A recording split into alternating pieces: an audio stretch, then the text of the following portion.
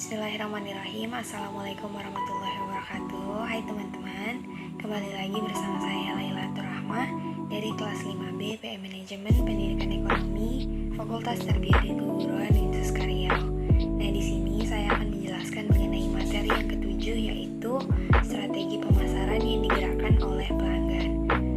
Adapun tujuan saya dalam membuat video ini adalah untuk memenuhi tugas ujian akhir semester pada mata kuliah manajemen pemasaran yang diampu oleh Bapak Hendra Revita MM. Dan selanjutnya saya akan men-share screen mengenai materi yang ketujuh ini. Selanjutnya, strategi pemasaran yang digerakkan oleh pelanggan pada materi ketujuh.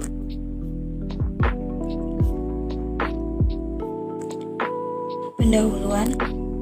Strategi pemasaran yang sesuai dapat menghasilkan penjualan dan keuntungan besar bagi perusahaan.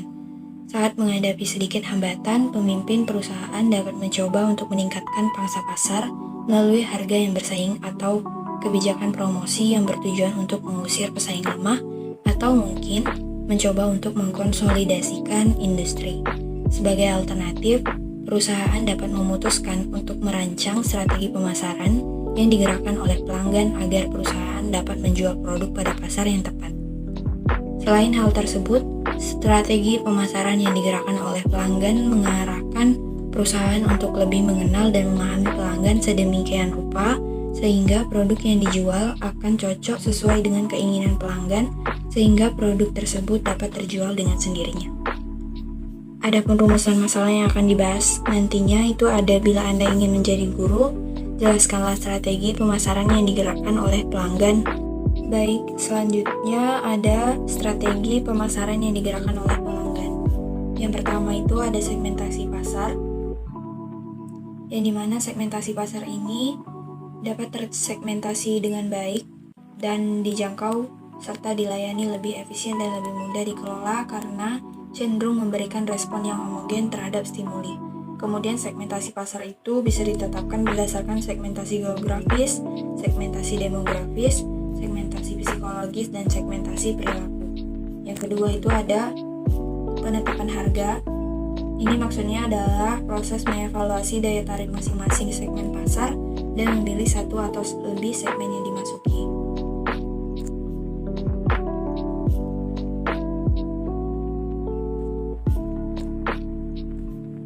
Yang ketiga itu ada diferensiasi, yang dimana diferensiasi ini tujuannya untuk nilai pelanggan yang unggul. Yang keempat ada positioning, yang dimana pengaturan produk untuk dapat menempati posisi yang jelas dan berbeda dalam pikiran konsumen sasaran. Selanjutnya strategi pemasaran yang digerakkan oleh pelanggan sebagai guru. Yang pertama itu ada segmentasi pasar. Jika menjadi guru, segmentasi pasar ini maksudnya seperti kami akan mencari dan melihat sekolah mana yang membutuhkan guru ekonomi atau sekolah mana yang kekurangan guru ekonomi. Tentunya karena kami lulusan S1 Pendidikan Ekonomi, kami akan memilih sekolah SMA baik itu negeri maupun swasta. Kemudian yang kedua itu ada penetapan pasar, penetapan harga pasar, yang dimana ini maksudnya jika kami menjadi guru, target pasar saya ini tentunya karena saya lulusan S1 Pendidikan Ekonomi, saya akan memilih sekolah SMA baik itu negeri maupun swasta untuk mengajar di sana. Yang ketiga itu ada diferensiasi, maksudnya adalah jika saya menjadi guru, maka saya akan bersaing dengan guru lainnya dengan menawarkan kepada pihak sekolah yang akan saya lamar seperti yang memperlihatkan kemampuan atau skill yang saya miliki, dan saya juga harus mampu menguasai teknologi baik itu melalui komputer dan lain-lain. Kemudian meyakinkan kepala sekolah dengan memperlihatkan nilai-nilai yang cukup bagus dalam bidang ekonomi saat saya berada di universitas dahulunya.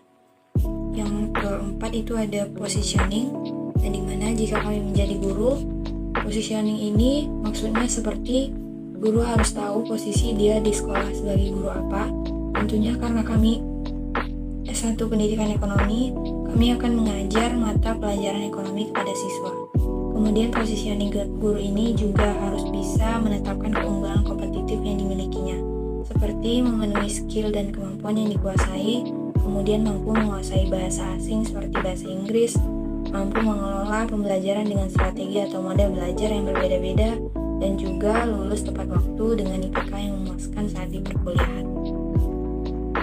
Kemudian kesimpulan dan sarannya, kesimpulan dari materi ini adalah strategi pemasaran yang digerakkan oleh pelanggan sangat penting bagi perusahaan, sebab dengan adanya strategi pemasaran ini, perusahaan dapat memilih pelanggan mana yang akan dilayani dan memutuskan proposisi nilai yang dapat melayani pelanggan sasaran dengan baik.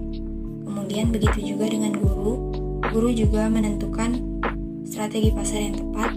Mereka juga kemudian jangan hanya mengandalkan kemampuan kognitifnya saja, tetapi jiwa keterampilan dalam diri harus ditingkatkan, dan juga karena mengingat banyaknya persaingan yang ada pada saat ini.